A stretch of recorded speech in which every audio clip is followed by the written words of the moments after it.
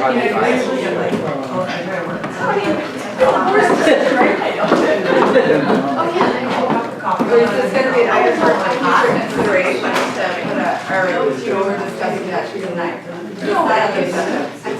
every meeting I always ask, I check in around 9:30, 10, it seemed like we might finish that, and then just ask the board if they'd like to adjourn. No, okay, so, I mean, I think we discussed this last time, that some of us aren't comfortable with just adjourning with unfinished business. So. I understand that, then we vote no, I get that.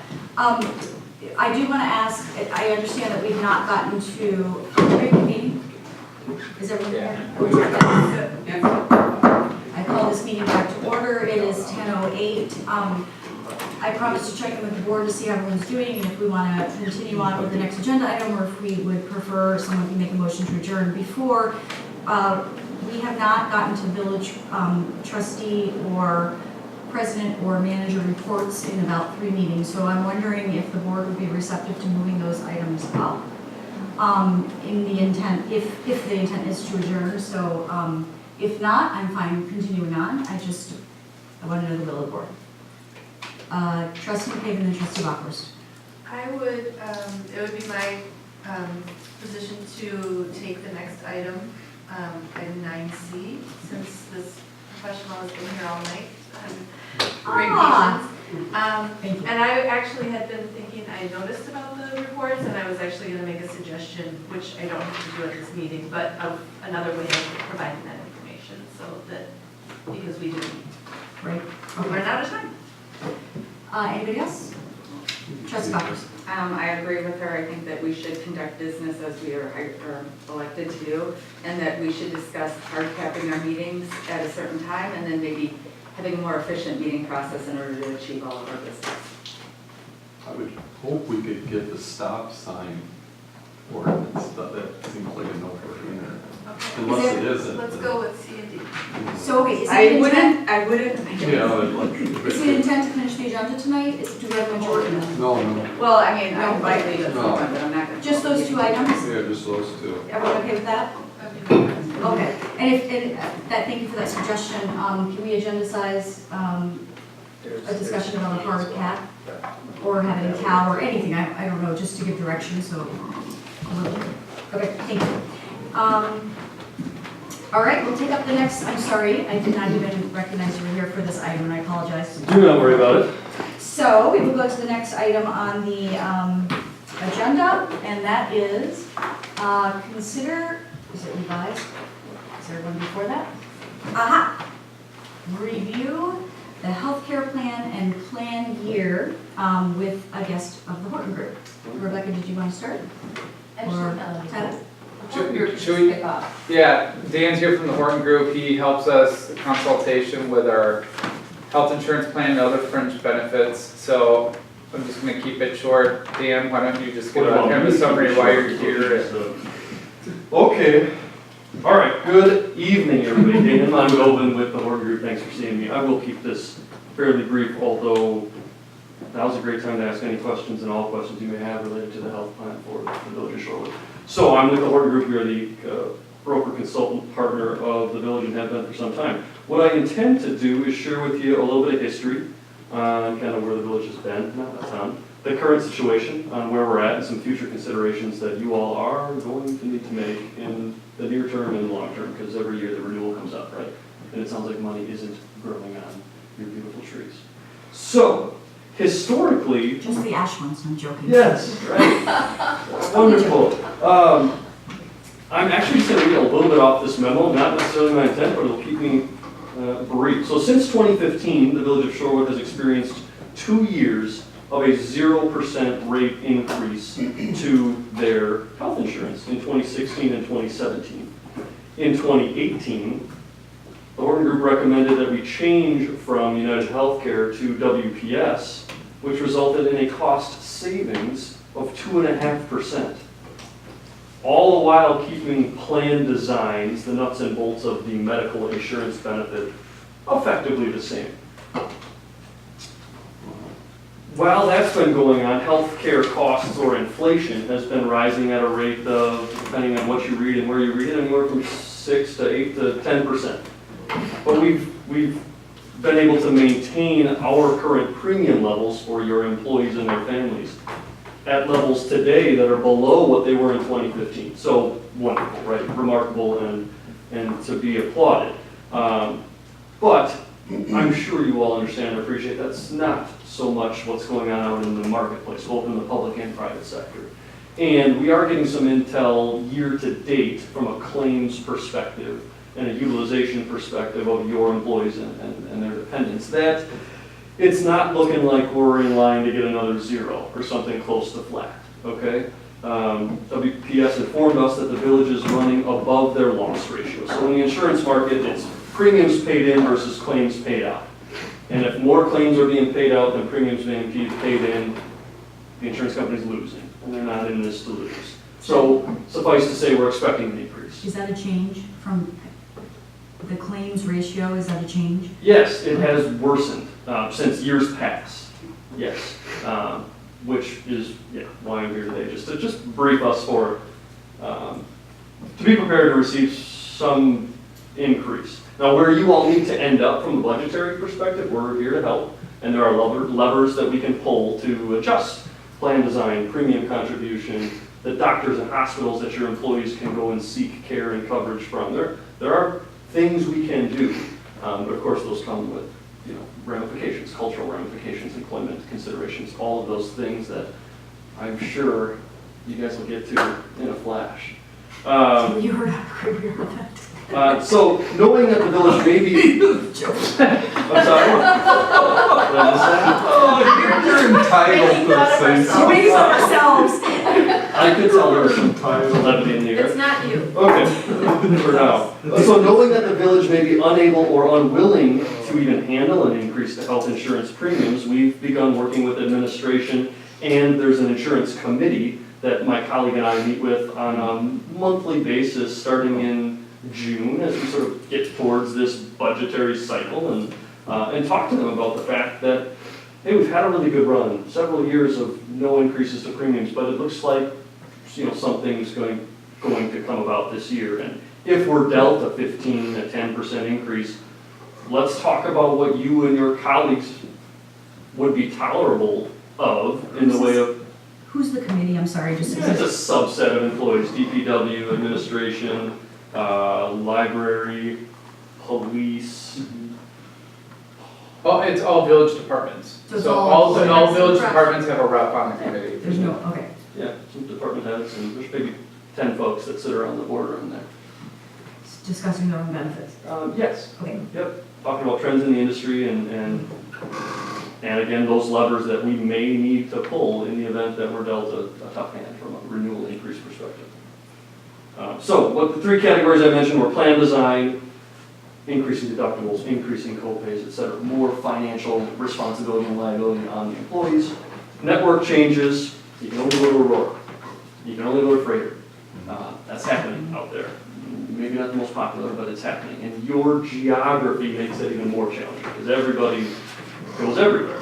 Columbia St. Mary's, Wheaton, Freighter, Aurora, and cutting out one of those systems is, comes with some challenges. And then premium contribution changes. So we've been talking about all that stuff, and you can imagine how that's going. From a timing perspective, I appreciate that timing is very, very important in this. But I think it's important that you all understand the size of your group, to a large extent, dictates the information that we as your broker are able to receive from WPS or from the competing insurance carrier marketplace. For example, I'd love to tell you what your renewal is right now, but we don't have it. And we're not going to get it until first week of October. Because we're smaller? Yeah, we're under So they 100. do the bigger ones first? Yeah, Because I know and- the fire has theirs and. Yep, there's a component of being smaller, and there's a component of also it's your first year with WPS. So in a first year scenario, the insurance company wants to gather and obtain as much information on you and your folks and your utilization as they can before they release your renewal. Sometimes that'll help us, sometimes that'll hurt us, but it is the way that WPS is going to do this. And we've gone up the ranks there and talked to their lead underwriters about the fact that this is public entity and sometimes you're constrained with budget timelines and deadlines. And it's something we're sensitive to and are all over. And in the past, we've made it work. It's been working for a long time, but I know that you guys are probably clamoring for what is the increase and what's our final plan and what are we doing? But sometimes that isn't ironed out until mid to late October. So that leads me to my last and final point, and then I will quiet down and answer any questions you might have. Is the timing of all this a challenge? And if it is, you could move your renewal date. We're a January 1st renewal, like 65% of businesses out there in America. You're a January 1st renewal. And there's things that are nice about that. But if the timing of some of these numbers, I appreciate this is a large budgetary item, I'm sure, on your lists. If the timing around receiving this information, digesting this information, making choices around some of these plan designs, network changes, etc., if that's a challenge, you could move your renewal, say, to October 1st. So some of this is happening by now, it would be way ironed out. But there's challenges with that. And just to name a few, what is your fiscal year? Just your calendar. Okay, so there's that. Okay, it doesn't align with your fiscal year now. When we move to an October 1st renewal, how do we get there? Because today we're a January 1st renewal. We would probably do a short plan year from January 1 to September 30 of 2019. And we'd get a renewal on 10/1, right? And then we'd make some changes on 10/1, 3 months earlier than you're accustomed to making changes. So you can, yes, ma'am? You had mentioned, I forgot the cutoff point, but if we had, the league always says like a pool of like 26,000 is the most efficient for municipal services. Is there like an efficient, where if we got bigger, we combined with the school district just for purposes of pooling, would that also give us the same, we get our results faster? You would, but the pooling concept, while a good one, rarely works out. We haven't handled it with Shorewood schools. And the problem is, you're the village and they're the schools. And when we commingle you both, just to get some economies of scale out in the marketplace, we'd also be commingling your experience, the health and or lack thereof of your population and theirs. And financially, I don't know that you align so Maybe we have a closely. better deal, because they might have a worse. Yes, or vice versa. Anytime you Right. pool groups together, there's subsidizers and subsidizees, right? And folks that are, I mean, All service combinations, correct? Thank you. yeah, okay. So the idea of going to a October 1st, which I don't know that we have any municipalities on at 10/1, but I just wanted to throw it out there. I thought it was important to consider. There are challenges with it. Your deductibles almost certainly would remain on a calendar year basis. 95% of employers, regardless of when their plan renews, their deductibles are on a calendar year basis.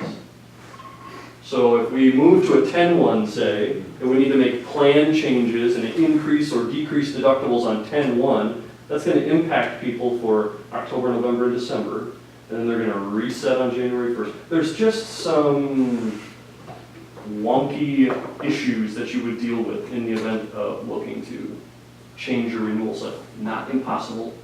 Be happy to explore it in more detail if you so chose. But that short plan year, again, having to go from January 1 to the end of September, we'd get a renewal in October, and then that's 3 months earlier than you're accustomed to in the first place. So it's just, I wanted to raise the point and find out how much of a timing issue really does exist before exploring that. So the question I have is, I know we have limited time, but is that the most important thing? What is bringing that, driving that? Because we're not getting information fast enough? I'm just trying to see where the conversation Yeah. started. Oh, I can raise a point. So actually, it might have been you, President Rosick, or it was another board member, always asked, why are we getting the insurance renewal almost at the end of the budget period? And so we wanted Dan to provide that Thank you. background for you to answer that question. Trustee Meyer. Yeah, it's pretty tight. October, first week in October. When would you go out to, are you ready to go to market, or would it be underwriting? Yeah. Yeah, so absolutely ready to go to market, and again, because you're under 600 eligible employees. Most of the competitive marketplace isn't even accepting January 1 opportunities to bid until October 1st. So that puts another sort of time constraint on all of this. Now, we did it last year, so while last year may have felt tight, we changed carriers last year. We left United Healthcare, where we had a pretty good relationship for at least 5, 6, 7 years, and moved to WPS, and it worked. I don't know if you all can recollect what we felt really crunched last year. You do feel that, okay? Well, if we have to change carriers again, we'll do everything in our power to expedite that process. There's only so much we can do, and I would anticipate that that type of time crunch would happen again. Versus, we get our renewal from WPS, we find out it's something we can deal with and negotiate down, we stay with them. Those decisions can be made quicker than going out to market and obtaining all those quotes. Now, we're gonna do it anyway, because we know that we need to operate on a $0 budget. So regardless of what WPS does, we are out to market on So October 1st. you're going out Absolutely. October, Yeah, you're just united so we get before. it. Yeah, I wouldn't feel comfortable coming back here suggesting 10% from WPS without being able to prove to you all that we looked under every rock and around every corner, right? Not fair for you, not fair for the employees. And WPS is gonna give us design options